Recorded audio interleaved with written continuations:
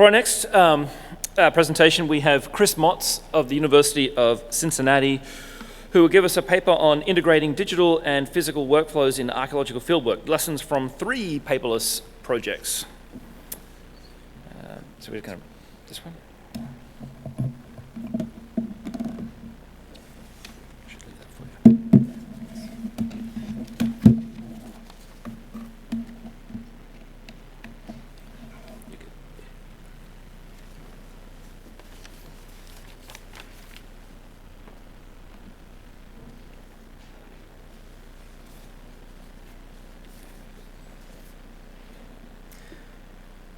So this paper draws on my 4 years of experience. Sure. There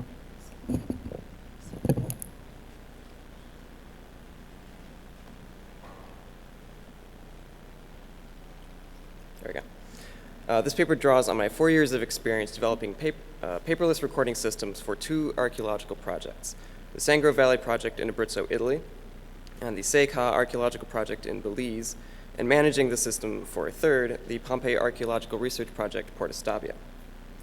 Much of this paper will focus on the Sangro Valley project, or SVP. Unless noted otherwise, all examples come from this project. Since 2011, the SVP has employed a custom-built paperless recording system with iPads and FileMaker at its core. In the first part of this paper, I will summarize the SVP's paperless system and how it has evolved. In the second part, I will present some lessons learned during the SVP's 4 seasons of paperless recording, as well as my work with other projects. I will identify some of the most common problems that I have encountered during the design and use of paperless recording systems, and I will offer some recommendations for avoiding or fixing them. The second part is a somewhat disparate collection of observations made over the course of 4 years, but I will identify what I see as some common themes. Many of these problems are not unique to projects with digital recording systems, and most of the difficulties were not technical in nature. Rather, many of the most significant problems arose from integrating workflows. This includes not only digital and physical workflows, but also the workflows of different actors in the project. So as a brief introduction, the Sangro Valley project was founded in 1994 and is now managed by Oberlin College and the University of Oxford. The project operates a summer field school in Italy for students from Oberlin, Oxford, and other schools. The project's goal is to characterize and investigate the nature, pattern, and dynamics of human habitation and land use within the context of a Mediterranean river valley system, here the Sangro River Valley of the Abruzzo region of Italy, which is the territory of the ancient Samnites. Over its first 16 years, the SVP employed various formats to record, store, manage, and analyze its data. These methods and media included paper, Microsoft Access, Excel, fillable PDFs, and numerous other data formats. The opening of a new site in 2011 provided an opportunity to rethink how the project would collect and manage data for all future work. The bulk of the paperless system has remained the same since 2011. All excavation data are captured in the field using FileMaker Go on iPads. The data are stored locally on the iPads with only 1 iPad per trench to avoid numbering conflicts and duplicate records. There are several reasons why data was stored locally on the individual iPads in the field rather than communicated directly to a local server. To a central server. As a regional project, the SVP does not excavate at a single site. Instead, excavators move from site to site, as you saw in the previous slide, and the duration of study at each site depends on the amount of time required for a proper investigation. The SVP also employs pedestrian survey and various other methods of data collection. So therefore, the project's infrastructure needs to be mobile and flexible, and researchers cannot count on having access to anything other than what they bring with them into the field. Although the SVP does have a well-equipped computer lab with an internet connection in the dig house, there is no internet and no power in the field. The iPads are synchronized twice per day with a main database hosted on the project's local Mac Mini server. This happens when the teams return to the dig house at lunch and at the end of the day, which are the same times when new finds and samples are brought in from the field. After the field data is synced with the server, specialists in the labs can then enter detailed information about the new small finds, pottery, and environmental samples, and this information becomes available on the iPads after the next sync. I also updated the SVP's field photography workflow to take advantage of mobile technology. Prior to 2011, excavators would upload and caption their digital photos at the end of the day. This meant that photos were being labeled as much as 10 to 12 hours after they were taken. and this delay often led to errors, as you might imagine. In 2011, the SVP moved the captioning process out into the field. Excavators and surveyors used iFi cards, which is a camera memory card with built-in Wi-Fi, which, like magic, allowed them to send photos directly to an iPad by having the card create an ad hoc network. No wireless router or internet needed. Field personnel then added captions and labels to the image's metadata using the Photosmith app on the iPad. I used the title field for a structured subject code, while caption was for standard plain text descriptions. When the iPads returned to the lab, the labeled photos were uploaded to the server and imported into the database, where a set of scripts parsed the subject code to automatically link each photo with its subject record. In addition to FileMaker and Photosmith, the SVP used a handful of other iPad apps to assist with field recording. Several compass, calculator, and ruler apps were used in place of their more traditional counterparts, the sort of proxy apps that John was talking about last night. And a clinometer app proved particularly useful to the terrace survey team in measuring approximate angles of slopes. Field notebooks were written with Apple's Pages, which allowed excavators to integrate both drawings and photos into their accounts. We've also used several drawing apps, including TouchDraw, but none of them in a systematic way, partly because of the barriers that we're talking about with learning how to actually use this software. We identified numerous benefits to the paperless recording system used in the 2011 season. There's much quicker exchange of information between the field personnel and specialists, a significant decrease in human error through automation and controlled data entry, improved consistency of terminology by using pull-down menus and other structured fields, increased efficiency and time savings by eliminating the need to scan and digitize paper records, improved security of field data due to twice daily syncing and backup, and an increase in the accessibility of information to all staff members due largely to the fact that records could be accessed in both the field and the lab, whereas a paper record could only be in one place. At the end of the 2011 season, I asked all of the staff for feedback. The hardware and software themselves worked well, and most of the issues the staff raised were related to how the project used its technology. The main goal for the 2012 season was thus to refine the existing paperless system and make it easier to use. The primary focus was on streamlining workflows and improving the database's user interface. A key premise of the redesign was that field personnel are very busy and have a large number of items to keep track of at any given time. Therefore, any work that could be offloaded onto the database would cut down on errors and allow the field personnel to focus on excavation and interpretation. For example, as here, I had the database generate those carefully structured subject codes that we use to link a photo with its subject record. Now, when a supervisor needed to label a photo, instead of consulting a confusing Word document, he or she simply opened the record for that subject on the database, tapped a new camera button in the lower left of the screen, and was presented with a pop-up that listed exactly what to type into Photosmith's title field.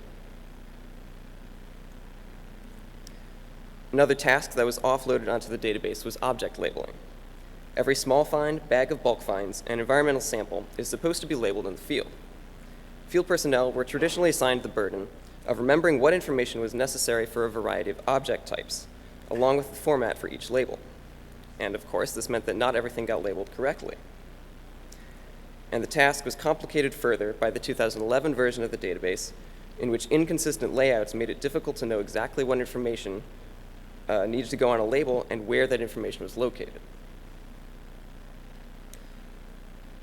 To fix this, I centered the redesign around new digital labels, which are directly analogous to our physical labels and gathered all of the basic identifying information in the same place for each record type.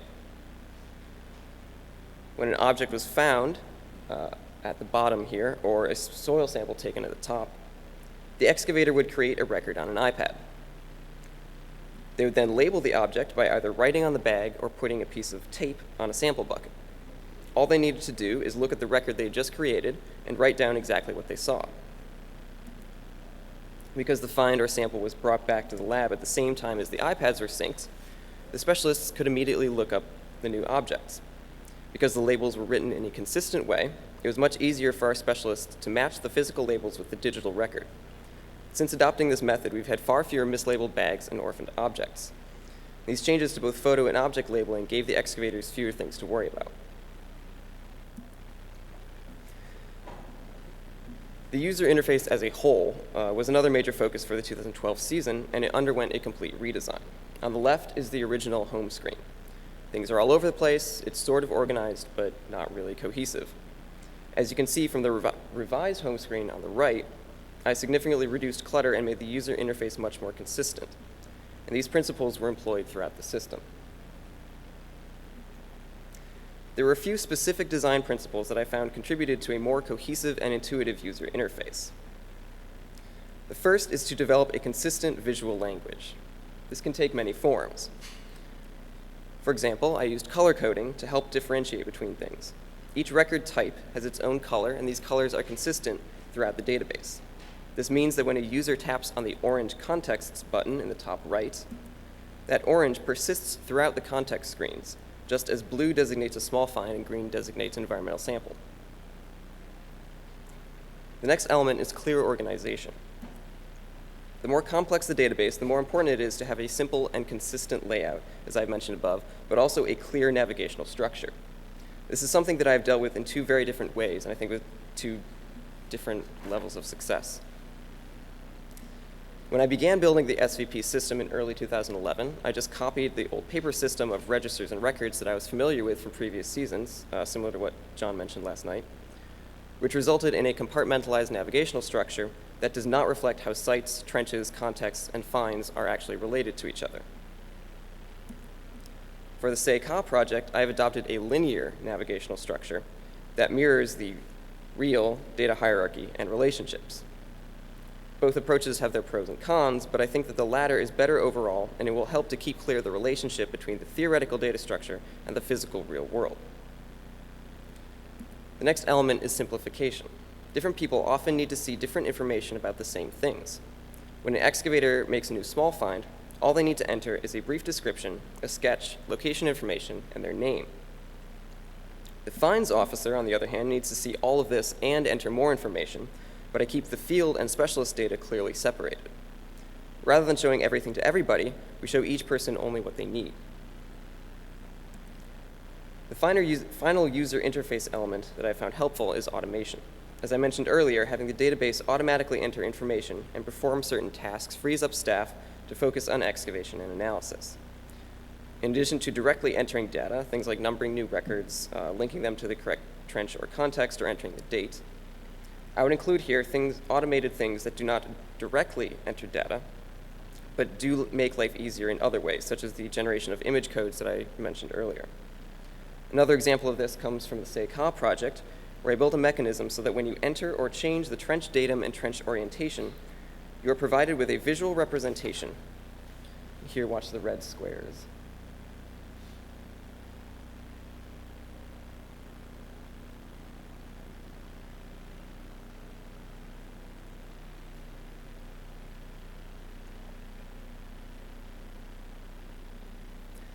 This information is then also displayed on the context screen to help excavators orient themselves when recording the thickness at various points in the context. So as you can imagine, entering the wrong thickness in the wrong corner can end up being a problem later. In 2013, I began working with the Pompeii Archaeological Research Project, Porta Stabia. This meant that I would no longer be able to run the SVP system during their field season. Therefore, we needed to find and train my replacement. We were fortunate enough to be contacted by a master's student from Lund University, Luke Asplund, and we also roped in an SVP alumna, Miriam Rothenberg, now a PhD student at Brown University. I began training Miriam and Luke by email and Skype in the winter and spring of 2013, and we met for a week of intensive training in the US in early May. We quickly discovered that a lot of the understanding for how to run the paperless system existed only in my head. So I decided to create a set of checklists and workflows. In hindsight, I wish that I had thought to do this much earlier, because it would have made my job much less stressful for the previous 2 seasons. The more elements you add to something, the syncing, the image handling, the various pieces of hardware and software, the more difficult it becomes to keep it all straight in your head. The checklist on the top left lists all of the steps involved in syncing the database and the notebooks. The chart on the bottom right covers everything that can occur while syncing the database, along with what the result is and what action needs to be taken, if any. Here, the top workflow presents all the steps for image processing and was used mostly by the database administrator and the photographer, because the photographer was responsible for labeling all of her images. The bottom chart covers objects and samples from excavation. White boxes are physical activities, and red boxes are digital ones, and the tasks are grouped according to where they take place and who is responsible for them. We found that by creating these workflows, we were better able to communicate to various staff members how their physical tasks integrated with their database tasks, and how their role, be it field or lab, fit into the workflow as a whole. In addition to the problems listed above, I have noticed other things while working with these 3 projects. First, proactive communication with all staff members and users of the system is critical, especially in the first season or 2, and especially with users who are new to the system. Many people do not realize that the system can be changed to fit how they work, and they often do not bring up problems that arise because they do not realize they can be fixed. Several times, people have assumed that they had to change how they work to fit the database, which often results in ad hoc, improper, and inadequate solutions to what are easily solvable technological problems. For example, if a field did not already exist, people would type descriptions or additional information into whatever field they thought was appropriate, rather than asking for a new field. Or even something as simple as changing the order in which your cursor moves when you hit the tab key. I suspect that this is a symptom of most people's experiences with computers and software being a passive one. You don't get to change how Microsoft Excel works. Second, the database administrator or builder is a member of the excavation team and a partner in every person's job. It is important that the developer understands how each person works and how that fits into the database and the entire recording process. And it is important that each project member understands how they fit into the process so that tasks or objects don't fall through the cracks. Diagrams and flowcharts are helpful in this, but there are a range of ways to accomplish this goal, including building progress bars and trackers. For example, at the SECA project, I have built some flags that get raised depending on certain actions. These flags will help both excavators and specialists keep track of what objects need further attention.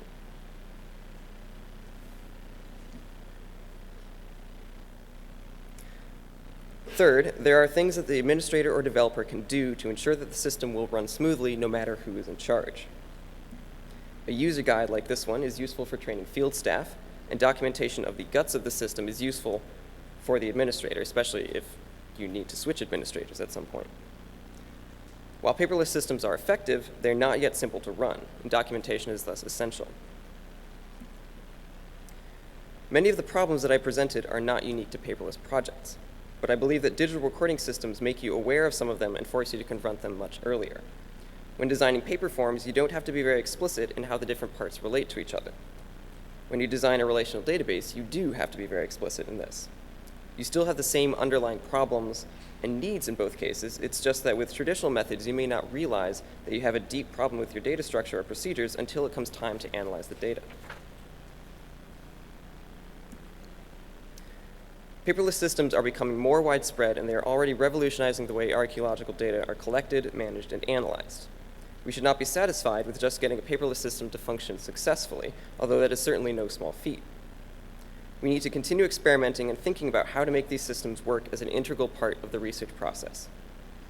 It is not enough to have tech skills. You need to have visual design skills and to be able to communicate effectively through your system. You need to work with specialists and excavators, not be a tyrant.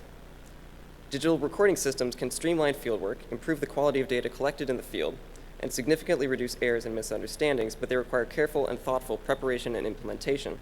And I hope that our experiences will help others to implement paperless recording systems successfully. Thank you.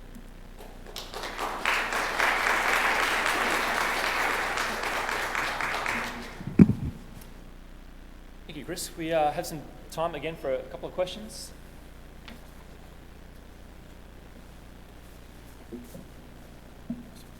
Hi, Sean Ross, Macquarie University.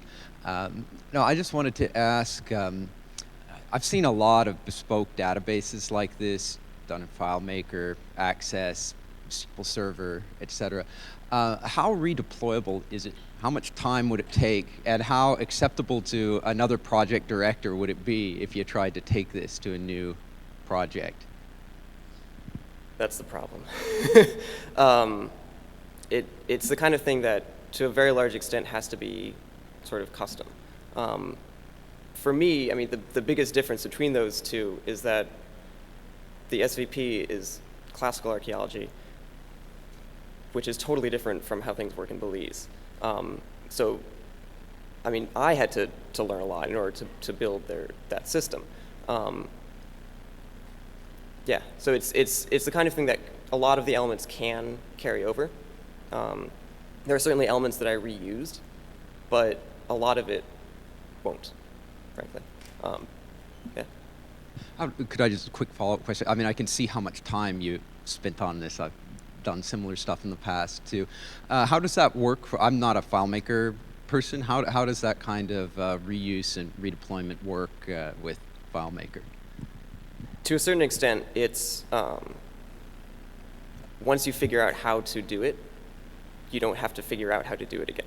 You can just sort of take those scripts or those, whatever elements and just sort of paste them in. You don't have to figure it out from scratch, which is a large part of it. The syncing scripts that John wrote, I've used them at SVP and at Belize. God knows how long that would have taken to figure out from scratch. It's that kind of thing. It's sort of on the conceptual level and on the level of I already figured this out, so I don't have to figure it out again. And then there are also some actual scripts that you can copy and paste.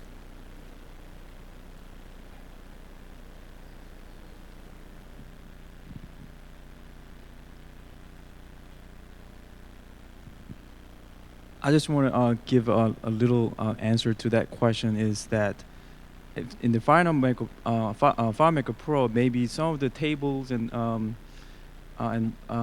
names can be redeployed, but I think essentially what you have to do is, I realized maybe every project has different workflow. I think that was very important part of the designing database. So you have to understand the workflow unique to the project, and then apply those workflow into the database design is probably very essential.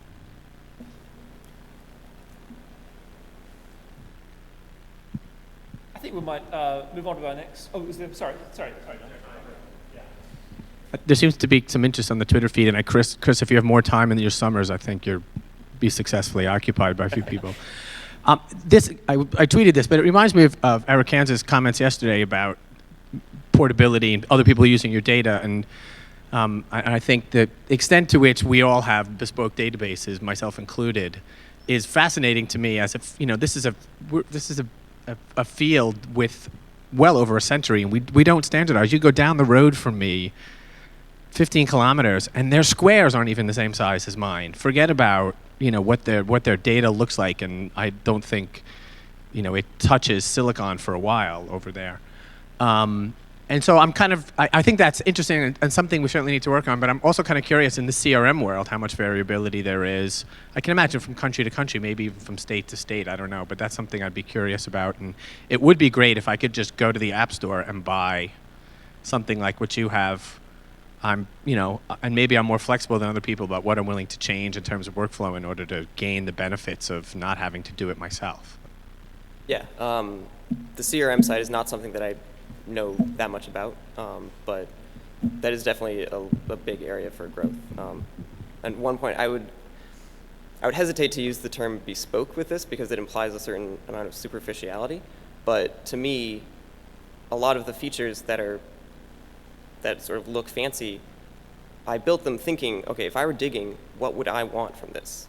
These are all things that actually do make your job easier. That while they may seem to be added on to just sort of plain vanilla FileMaker, they actually do help you. So. Thanks, Chris.